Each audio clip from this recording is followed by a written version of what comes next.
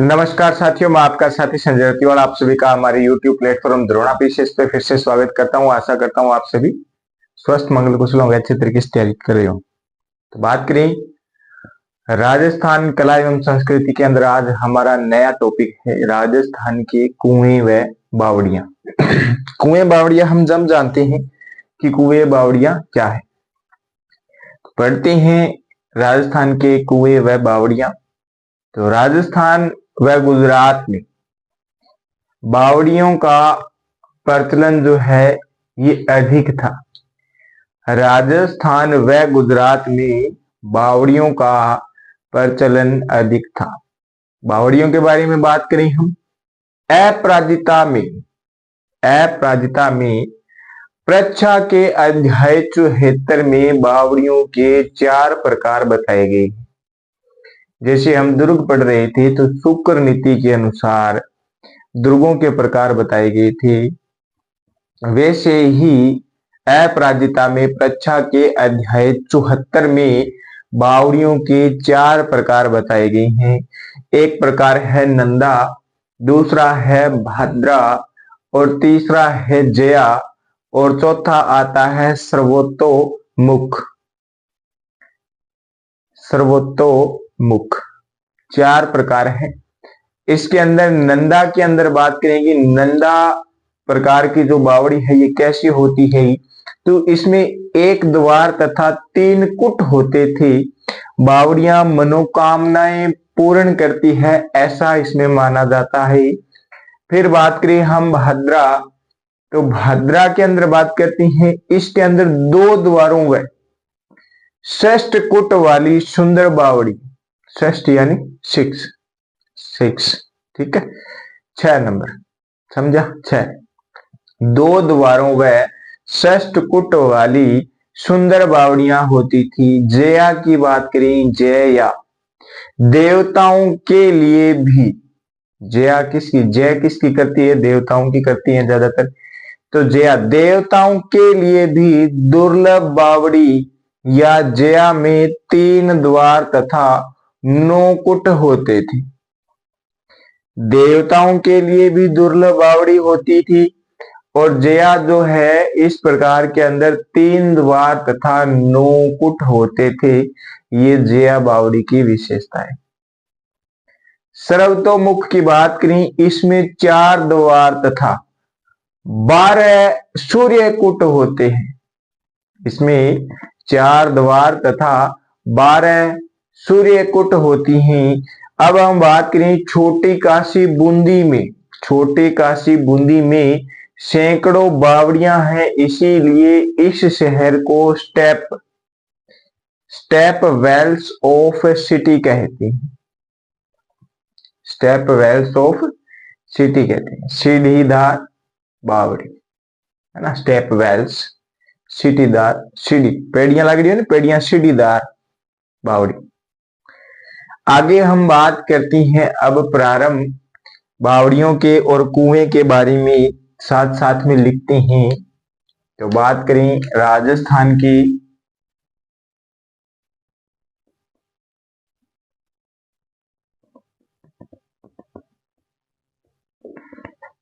कुएं व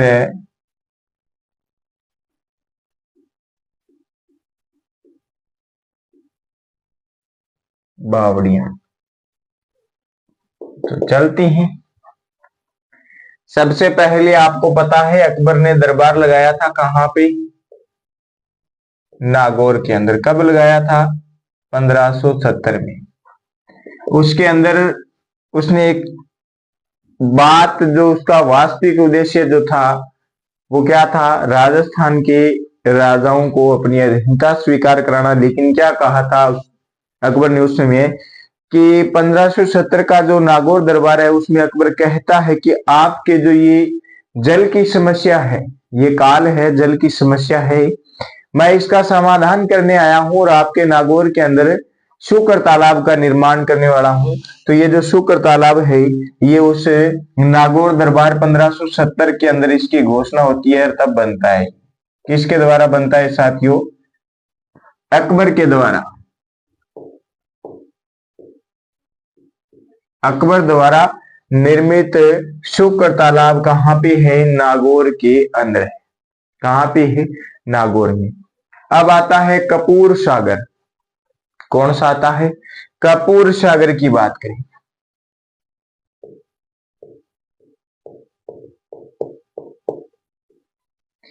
कपूर सागर की बात करें तो ये आता है आबू सिरोही में।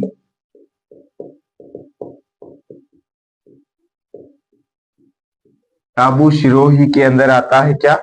कपूर सागर। फिर कपूर सागर जो है आबू सिरोही से भी मैं अंदर लेके चलूं तो आपको बताना है ये आबू सिरोही में अचलगढ़ जो दुर्ग है ना, अचलगढ़ दुर्ग में स्थित है। कहां पे है? अचलगढ़ दुर्ग के अंदर क्या स्थित है? कपूर सागर। जलाशय है ये, पानी एकत्रित करने का कुंड है, बड़ा कुंड है, जिसे सागर, तालाब, बावड़ी, कुएं कहते हैं, उन्हीं के अंदर आता है। फिर आगे हम बात करें नौलखा बावड़ी। कौन सी बावड़ी साथियों? नौलखा बावड़ी जो है ये कहां पे? तो नौलखा बावड़ी जो है ये डूंगरपुर में है। राजा आसकरण की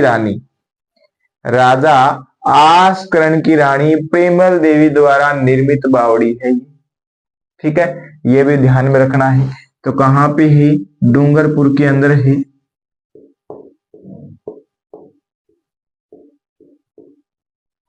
डूंगरपुर में किसके द्वारा है? राजा आसकरण की रानी प्रेमल देवी द्वारा निर्मित। कौन सा? नौलखा बावड़ी जो है डूंगरपुर वाला, ये राजा आसकरण की रानी द्वारा निर्मित है। ठीक है, इसके बाद में अगर हम आगे और चले तो आगे आता है भीमलत कुंड। कौन सा कुंड आता है साथियों? भीमलत कुंड की बात करें। भीमलत कुंड जो है ये चित्तौड़गढ़ के अंदर है। कहां पे है? चित्तौड़गढ़ दुर्ग में। लिखो फिर चित्तौड़गढ़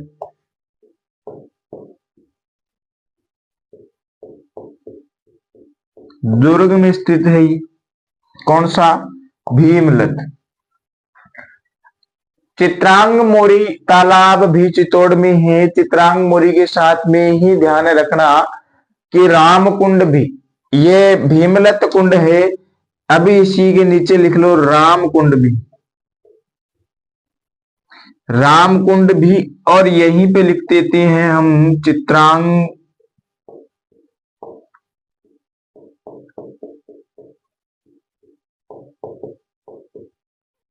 मोरी तालाब। भीमलत कुंड, राम कुंड और चित्रांग मोरी तालाब जो है ये कहां पे है मेरे साथियों? ये चित्तौड़गढ़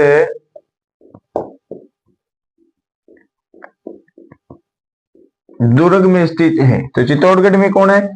भीमलत कुंड, राम कुंड, चित्रांग मोरी तालाब, चित्तौड़गढ़ के अंदर स्थित है ये। नौलखा बावड़ी पूछे तब डूंगरगढ़ के, डूंगरपुर के अंदर है, गढ़ में नहीं। कपूर सागर पूछे तो आबू सिरोही अचलगढ़ दुर्ग में। शुक्र तालाब नागौर के अंदर स्थित है। ठीक है, अब चलती हैं आगे। आगे है गुल्ला या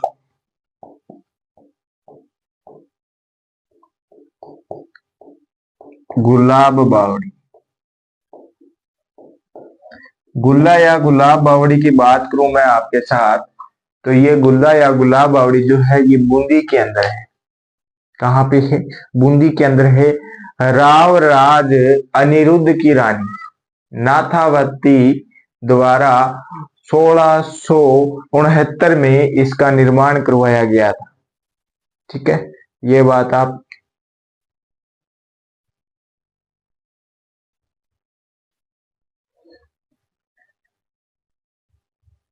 आगे है गुल्ला बावड़ी।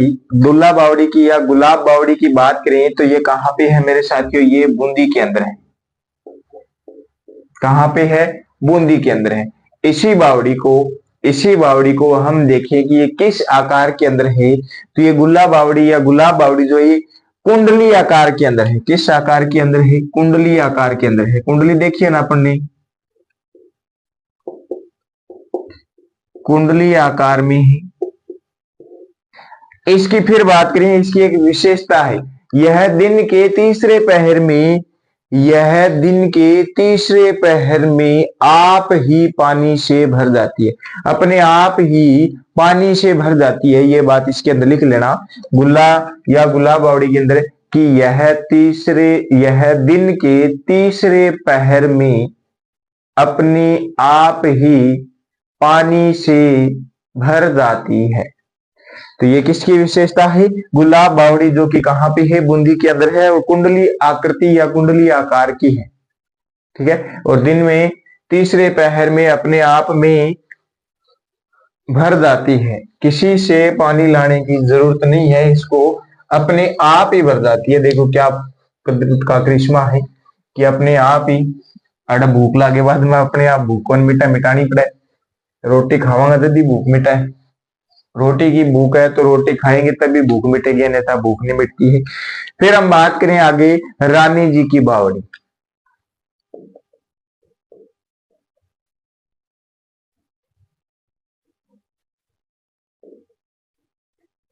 कौन सी बावड़ी है साथियों? रानी जी की बावड़ी है। ये भी कहां पे है? बूंदी में है। कहां पे है? बूंदी के अंदर ये। इस बावड़ी की बात करूं मैं तो ये रावराज अनिरुद्ध की रानी, रावराज अनिरुद्ध की रानी नाथावती द्वारा, लिखती हैं रावराज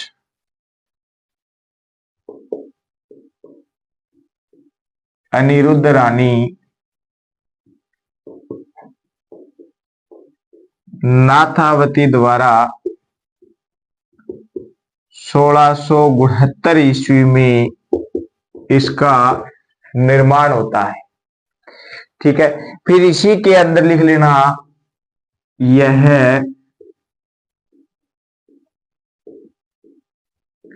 सबसे लंबी बावड़ी है। यह सबसे लंबी बावड़ी है। इसकी गणना, इसी बावड़ी की गणना एशिया की सर्वश्रेष्ठ बावड़ियों में होती है। लिखो, इसकी गणना एशिया की सर्वश्रेष्ठ बावड़ियों में होती है। ठीक है, इसी की गणना जो है वो एशिया की सर्वश्रेष्ठ, पूरे एशिया की सर्वश्रेष्ठ जो बावड़ियां है उसमें रानी जी की बावड़ी की गणना होती है। सबसे लंबी बावड़ी है हमारे राजस्थान के अंदर बात करी, और कहां पे है? बूंदी के अंदर है। राव राजा या रावराज अनिरुद्ध की रानी नाथावती ने इसका 1669 ईस्वी में निर्माण करवाया था। आगे आता है कुंड खो पानी की बावड़ी। कौन सा? कुंड खो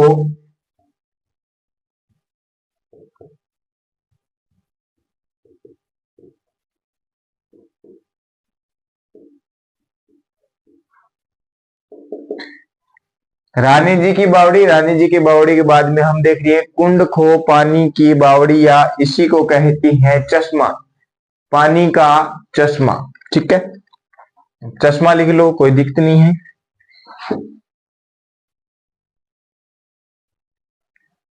लो चश्मा कर देते हैं। कुंड खो पानी का चश्मा।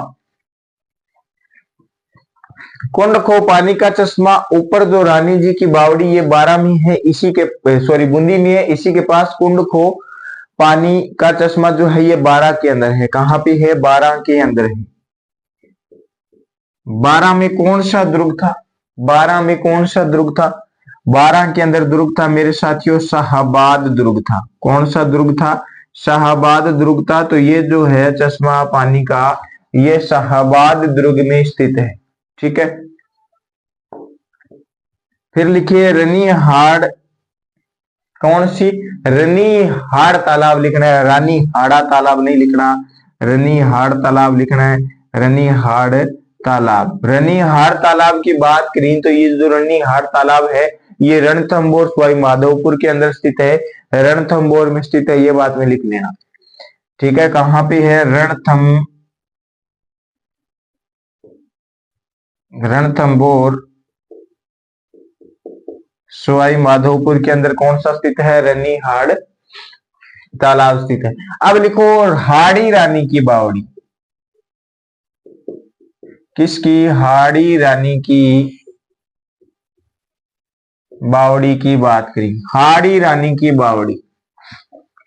इधर क्या है, रनीहाड़ तालाब है रणथंभौर में, इधर हाड़ी रानी की बावड़ी जो है ये आती है टोडा रायसिंह, क्या, टोडा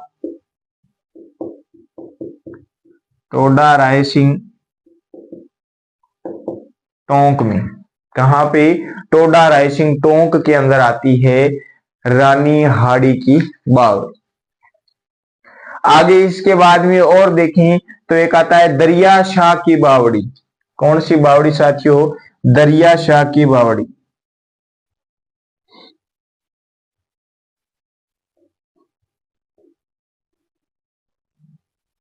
दरिया शाह की बावड़ी की बात करें तो ये भी मेरे साथियों टोंक में ही स्थित है, कहां पे ही, टोंक में ही स्थित है।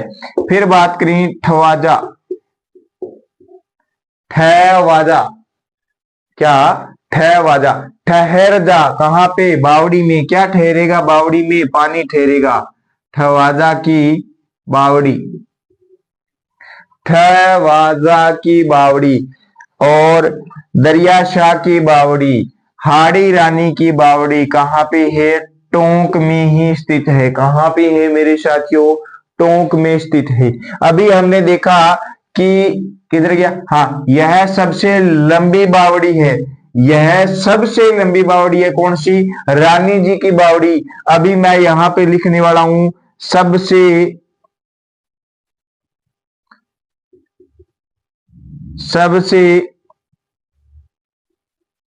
लंबी बावड़ी,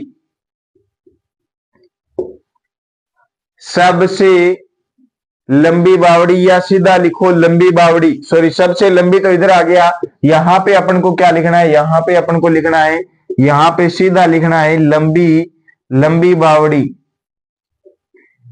इधर तो है सबसे लंबी बावड़ी है, ये कौन, रानी जी की बावड़ी। ये बावड़ी का नाम है, सिर्फ नाम है लंबी बावड़ी, कहां पे, तो ये आएगी मेरे साथियों धौलपुर के अंदर।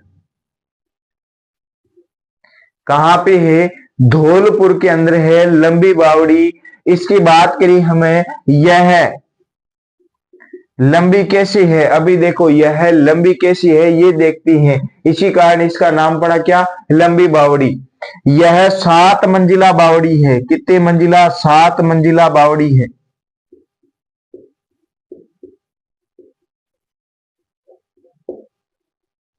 कितने मंजिल की बावड़ी है, 7 मंजिल की बावड़ी है। मान के चलो एक मंजिल 10 या 11 फुट की हुआ है, तो यह बावड़ी कितनी है, कितनी है, अब देखो एक मंजिल 10 या 11 फीट की, 10 फीट की मान के चलो एक मंजिल, तो ये 7 मंजिलें है, यानी 70 फीट गहरी बावड़ी है, ये 7 मंजिला बावड़ी है, कौन सी, लंबी बावड़ी। इसी के बाद में हम देखते हैं आगे और कहानी। हमने देखा अभी इधर रानी जी की बावड़ी, उसके बाद में कुंड खो पानी का चश्मा, रनीहाड़ तालाब देखा, दरिया शाह की बावड़ी देखी, रानी हाड़ी की बावड़ी देख ली, ठवाजा की बावड़ी देख ली, लंबी बावड़ी देख ली। अब चलती है हम आगे, कुछ एक बावड़ियां और देख लेती हैं कि कौन सी बावड़ी कहां पे है।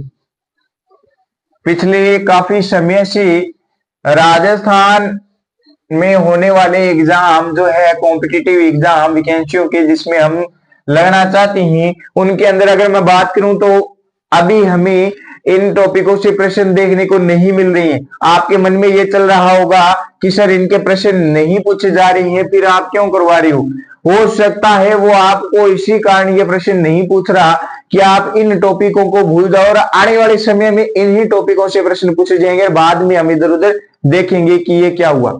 तो लिखते हैं आगे, चांद बावड़ी।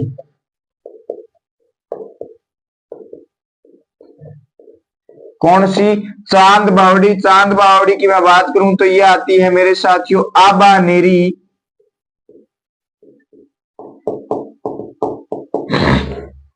कहां पे आती है? आबानेरी दौसा के अंदर आती है चांद बावड़ी। आबानेरी दौसा के अंदर कौन सी बावड़ी आती है? चांद बावड़ी आती है। फिर लिखो रामसर कुआं।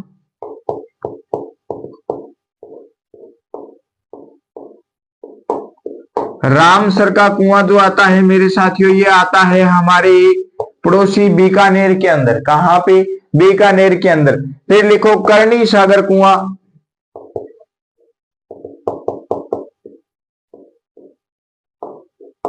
करणी सागर कुआं भी कहां पे आएगा?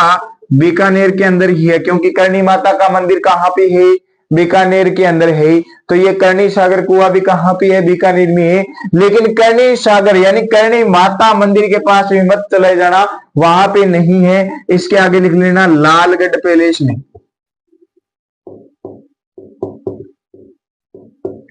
कहां पे है? लालगढ़ पैलेस में है करणी सागर का कुआं। ठीक है।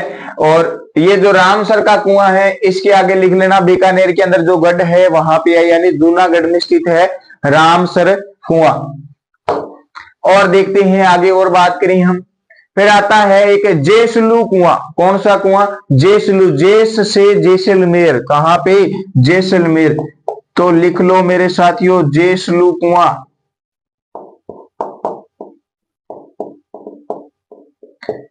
जैसलमेर दुर्ग में स्थित है ये जेसलू कुआं। जेसलू कुआं कहां पे है? जैसलमेर दुर्ग के अंदर है। फिर एक और लिखो, जैसलमेर के अंदर है मीठे पानी का एक नलकूप है। कौन सा नलकूप है वो है मेरे साथियों चंदन नलकूप, जिसे क्या कहती हैं? थार का घड़ा भी कहती हैं। चंदन नलकूप जैसलमेर, इसे क्या कहती हैं मेरे साथियों? इसे थार का घड़ा भी कहते हैं। थार का घड़ा भी कहते हैं।